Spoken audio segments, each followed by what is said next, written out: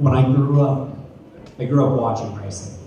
My dad's a mechanical engineer and designed race cars. In fact, my mom, as a good mother, loves to tell a story to embarrass me of as a young boy, I used to run up and kiss the TV when I saw my dad working at the racetrack on television. Fortunately, I recently outgrew that. Daddy, come to the podium. But I started racing go-karts at the age of 9. And it was a way for my dad and I to spend some time together on the weekends. But also, I'd fallen in love with racing. And all the way through school, I would go to the racetrack on weekends and race cars. And then I turned 16 and I got my driver's license. And for my 16th birthday, I got the opportunity to drive a Formula Ford, an open-wheeled race car. And I knew from those first laps, that's what I wanted to do in life. I remember those laps like they were yesterday. My dad, in fact, was there that day, and he calls it the beginning and the end. And I have to correct him, because for me it was the beginning of the rest of my life. I knew that day I wanted to be at the racetrack one way or another. Well, after I graduated high school, I got accepted to Stanford University for their mechanical engineering program. And my friends all thought I was crazy at the time, but I turned college down and moved on my own to go race cars in Europe. Things were going really well. I was winning a lot of races. And then in 2007, things started to go off track a little bit. I was making mistakes that were atypical of me as a driver. I was spinning off, I was crashing a lot. I didn't know what was going on. In fact, I remember telling my dad I felt like I was running as fast as I could, but I was stuck in the mud, and I didn't know how to fix it. And then October rolled around, and I went in to see my doctor because I had this skin rash in my arm. And he said, here's some cream that'll clear that up. Is there anything else going on in your health you want to ask me about? I said, no, I'm 22. Like being 22 meant nothing else could go wrong. I said, well, maybe I need to talk to a nutritionist, but I've been kind of thirsty lately. I've been drinking 6, 8, 10, 12 bottles of water a night. Can I have to go to the bathroom all the time? He said, have you lost any weight recently? Well, I was weighed 5 days ago at the racetrack, so I know what I'm supposed to weigh. And when I stood on that scale, my first thought was, Dr. Scales broken. And then I thought, okay, maybe something's wrong here, because in 5 days, I'd lost 25 pounds. And as an athlete, I didn't have 25 pounds to lose. And the doctor said, okay, I want to do some more tests, but I think you have diabetes. I said, great, what's that? I didn't know what it was, what it meant. I didn't know the differences between type 1 and type 2. In fact, I said, well, if you write the prescription for the antibiotics, I'm supposed to be at a racetrack tomorrow, I'll fill them at the pharmacy on my way out the door. I said, it's a little more intensive than that. You're going to need to check your blood sugar and count carbohydrates that you eat and inject insulin to manage your blood sugar. So the next day I was speaking with the endocrinologist, and my first time I'd taken my first insulin injection, October 16, 2007. And as a kid, I always used to do this mental calculus when I wanted something from my parents. I don't know if you remember, as a kid I used to think, okay, which parent do I want to ask for this? Do I ask when they're paying attention or when they're distracted? Or is it just better to beg forgiveness than ask permission? And I thought, I just have to ask the question because I don't know enough. I said, Doc, I'm a professional racing driver. Am I ever going to get back behind the wheel? And it seemed like someone hit slow motion on my life at that point. Waiting for his answer seemed like forever. It was probably 2 or 3 seconds while he finished writing a note. But it seemed like it took eons. Because at that point, I didn't know what the rest of my life looked like. I didn't know how that road was going to split. So he finished writing his notes and he looked up at me and he said, I don't see any reason why not. There are incredible people doing amazing things with diabetes all over the world. You may have to change how you go about it, but it shouldn't get in the way of you living your dream. So at that point, I had to figure out what diabetes meant for me as a person, how I was going to manage it as an athlete, and what it would look like as a racing driver. 6 months after I was diagnosed, my first race with diabetes, I finished on the podium. And I remember standing on the podium, kissing that trophy, thinking, not only am I the same driver as I was before I was diagnosed, I think I am better because of it. Each corner, each lap, each race means more to me now than it ever has before. And now, I've gotten the opportunity to live my dream, race in the Indianapolis 500.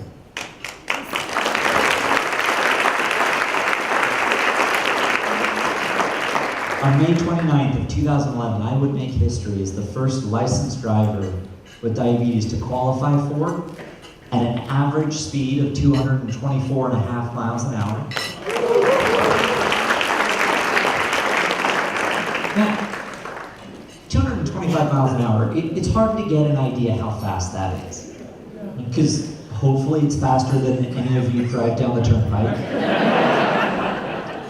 And with traffic, are ever capable of driving down the turnpike. But at 225 miles an hour, you go 100 yards, or 100 meters roughly, end zone to end zone on an NFL field, every second. We will do a lap of the Indianapolis Motor Speedway, 2.5 miles with 4 corners, full throttle all the way around in 40 seconds or less. It is so much fun. Every year since that Indy 500 in 2011, we've been able to make history. 2012, I was the first IndyCar driver with diabetes to ever finish on an IndyCar Series podium. And in 2013, I became the first driver with diabetes to ever win an IndyCar race. For me, one of the greatest things about that day, yes, the checkered flag, celebrating in victory circle with my team, being soaked in champagne, those were all highlights. But the best thing about it was hearing from everybody within the diabetes community from around the world. I may be biased, probably am a little bit, but I think the diabetes community is one of the strongest in the world. And I asked my doctor about this one day. I asked my endocrinologist. Dr. Peters at USC Medical has worked with athletes, and I think she's an incredible doctor. She's also one of 3 people in the world I'm afraid of. The other 2 are my mother and my wife, so I'm not sure what that says. But I said, why is it that the diabetes community is so strong, and there's so much caring and so much giving? And she said, we're not ER cardiac surgeons. We don't come in at the last minute, crack chest, start heart, save lives. We fight this thing day in and day out, every moment, every meal of our patients' lives. And if we do our jobs right, if we give them the tools to successfully manage their diabetes, there is nothing to show for it, except a normal, healthy life. So this is a labor, and has to be a labor of love. And I think that is why the diabetes community around the world is so strong. You see it through the SKN Foundation, their work supporting people with diabetes. Anywhere in the world, there are great people. And because of a lot of those people and a lot of that research and that development, I have the tools to be able to manage my diabetes and still live my dream as a professional racing driver. My IndyCar is different than everyone else's because my body's different. In my IndyCar, I have a continuous glucose monitor. So I have a sensor on my body, and it transmits to a display that plugs into my car's data system. So on my electronic dash, on my steering wheel, I have speed, lap time, oil pressure, blood sugar, water temperature. Quite literally, my car and body data right there together. Now during a 500-mile race, a hot Sunday, Memorial Day Sunday in May, it's not uncommon for drivers to lose 5, 10, even 15 pounds of body weight just through sweat with all the safety gear. Yes, I get a bit of a breeze at 200 miles an hour, but I don't have air conditioning. It's pretty warm in there. So most drivers have a drink bottle to stay hydrated. I actually have 2 drink bottles. One filled with water, one filled with orange juice with extra sugar in it. Now those 2 bottles come together at a valve that my dad, the engineer, designed. We got 3D printed, now it's right here on my seatbelt. From that valve, I can choose what my body needs, and a tube runs into my helmet. It's kind of like having a long straw to pick my favorite beverage during the course of the race. Now in an IndyCar, we have 700 horsepower under our right foot. no power steering and no power brakes. So I'm really conscious of making sure that I keep my blood sugar where I need to and make adjustments during the course of the race. Because it's not just my safety out there. It's the 32 other drivers that are on the racetrack with me during the Indy 500. Now, knock on wood, the preparation I've done before I get in the car means that I haven't ever needed that orange juice to keep going during the course of the race. Everything so far has stayed on track, if you'll pardon the pun, and gone to plan. And for me, being able to succeed and thrive on the racetrack has given me, again, pardon the pun, but a great vehicle for my message that diabetes doesn't have to slow you down. You can still live your dream, overcome those challenges, and do what you want in life. For me, that was being an IndyCar driver, racing at over 225 miles an hour at the Indianapolis 500. And being able to share that message has been really inspiring. The opportunity to talk to legislators on Capitol Hill, being awarded the Jefferson Award for community service, and being able to interact, especially kids with diabetes. In fact, I will leave you with one last anecdote. My favorite story is a young boy named Luke out in California. And the year I met him, we had 2 races in California, one in April in Long Beach. And his dad and he came through the autograph line and got an autograph from me and said, oh, Luke was diagnosed just about 6 months ago and he's new to this diabetes community. And so I welcomed him to the Cool Kids Club because as far as I'm concerned, if you have diabetes, you're cool because that means that for the first time in my life, I'm cool. And he said he loved the LA Dodgers just like I do. I'm a big baseball fan, grew up in Southern California, big Dodgers fan. And so we were talking about that, and they moved on, and I went on with my race. And then in August, we had another race in California, and his dad came out. And I recognized his dad because you remember those people that you meet during the race weekends that have diabetes, and you sign their pumps or their meters. And he came up and he said, Luke, sorry you couldn't be here today, but he had a Little League game, but he wanted me to give you his rookie Little League card. And I said, rookie Little League card? I thought he'd played Little League before. He said, no, last year he was too young, and then after he got diagnosed with diabetes, he didn't want to play anymore. He said, I don't want to play Little League this year, Dad, I have diabetes. And his dad said, his mother and I didn't want to push him because we're still learning about diabetes and what the management means. But after he met you at the race in Long Beach, on the way home, he asked if I could sign him up for Little League and we could buy a glove that would fit. Because he said if Charlie could drive an Indy car, I could probably play baseball. And so I have that rookie Little League card sitting on my desk at home. Because it's a reminder to me that no matter where I finish on any given day, if it's first or 21st, being out there and competing is a victory for so many people in the world of diabetes.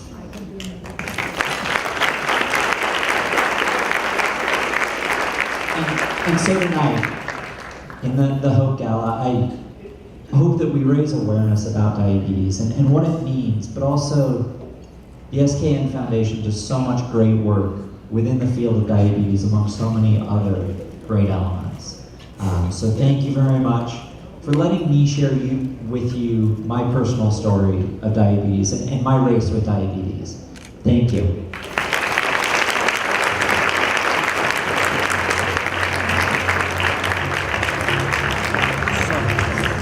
This move, as you can see, is all the better to see me with, right? Okay, am I in full light now? Visible to everybody? Excellent. Ladies and gentlemen, a big round of applause for Charlie Kimball, the world can do many more role models like him. 2 decades of fighting the odds, beating the odds, and coming out a winner. Very inspiring. Thank you very much for your very inspiring words. And now, as we move on, what is the difference between a teacher and a mentor? A teacher instructs specific skills and content according to a defined curriculum, whereas a mentor nurtures so that one achieves full potential and beyond. St. Peter's University Hospital is blessed to have as its Chief Academic Officer, Chair and Program Director, Dr. Nayan Kothari. A man who exemplifies the definition of a mentor, a doctor's doctor. He understands and believes that patients need holistic care and therefore has engaged many competent doctors. He has received the prestigious mastership from the American College of Physicians. In addition, he has received many prestigious awards and numerous accolades and is a true inspiration to his colleagues, students and patients. Please join me in welcoming Dr. Nayan Kothari.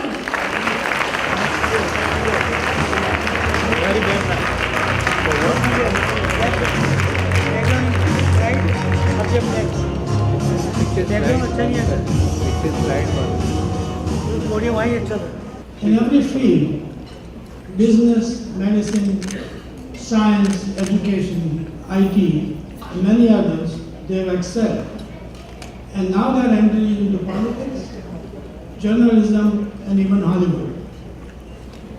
There is no gas station or 7-Eleven which is not owned and operated by South Asia. However, we have come here with a very old genetic makeup. Our genes are 50 million years old, and our environment is 50 years old. The new environment and the combination of old genes has created a deadly combination and resulted into epidemic of obesity, metabolic syndrome, diabetes, hypertension, heart disease, strokes, and kidney disease. This threatens to eliminate all the gains we have made in the last 15 years. Individuals, patients can invest their energies to combat this epidemic. However, it is not enough. To do it well, we need a population health approach by organizations with talent, vision, and resources. The SKN Foundation and St. Peter's University Hospital have come together to face the problem head-on. SKN Foundation, through its networking, will reach out in the community and find and educate people at risk. St. Peter's has established a South Asian Health Institute, SAHI, S-A-H-I, focusing on health needs of the South Asian community. To start with, the Institute will focus on diabetes. However, we do have the expertise in managing many chronic conditions which cause premature death and disability.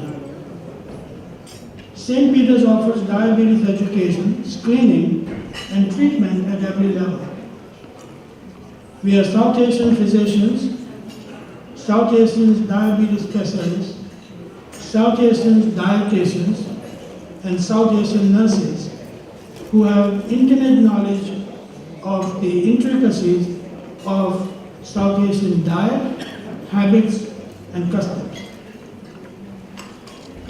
We are ready to assist not only the South Asians, but other populations with any particular needs.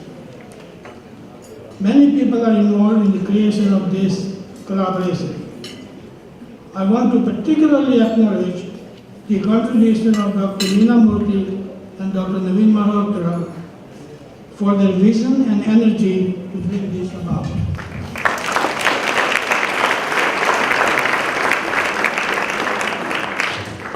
None of this would have been possible without the enthusiastic support and encouragement of our CEO and President, Mr. Les Hirsch. And it is my pleasure and honor to introduce Mr. Hirsch. Mr. Hers has vast experience in healthcare. He has presided over St. Clair's Health System in Danville, New Jersey, Toro Infirmary in New Orleans, St. Joseph Hospital in Denver, Colorado, and Cooper Hospital System in Camden, New Jersey. For his community work, he has received many awards. I will only mention a few. Big Heart Award from the Ronald McDonald House, Good Neighbor Award from the American Red Cross, and Distinguished Citizen Award from Boy Scouts of America. When Mr. Hurst went to New Orleans, he brought with himself the devastating Hurricane Katrina. However, he played a very active role in the city's recovery, and for that, he received the Healthcare Hero Award from the New Orleans City Business. Mr. Hurst is a fellow of the American College of Healthcare Executives and served as the chairman of the board of the New Jersey Hospital Association for 2 consecutive years in 2015 and 2016. At St. Peter's, Mr. Hurst has brought a new level of passion, compassion, competence, vision, skill, and fiscal responsibility. His support for community outreach and education is exemplary. On a personal note, what has impressed me the most working with him is Mr. Hurst, that his respect for others, his courteous manners, and his gracious treatment of others. Right now, at this point, I'm way ahead, but thank you so much. I truly appreciate that. It's an honor and a pleasure to be here tonight and to be here on behalf of St. Peter's University Hospital. Before I make some comments about our partnership with the SKN Foundation, I've only been at St. Peter's 3 years, although I've been in hospitals for many in New Jersey, and Dr. Katari mentioned here too, so hopefully we won't have any more. But St. Peter's has been serving the community for many, many years. We're a Catholic organization. I think, as you know, we're sponsored by the diocese. Fast forwarding to today, some of the things that we hear in healthcare, a lot going on in healthcare. It's such a diverse industry. You think of us as a place to go when you're sick, either as an outpatient or even as an inpatient or as an outpatient. But our role is evolving when we think in terms of population health is to, before people need to come in the hospital, be well so that they won't have to come to the hospital. Social determinants, we think about the South Asian community and the incidents. One of the things last year is this initiative was launched, our partnership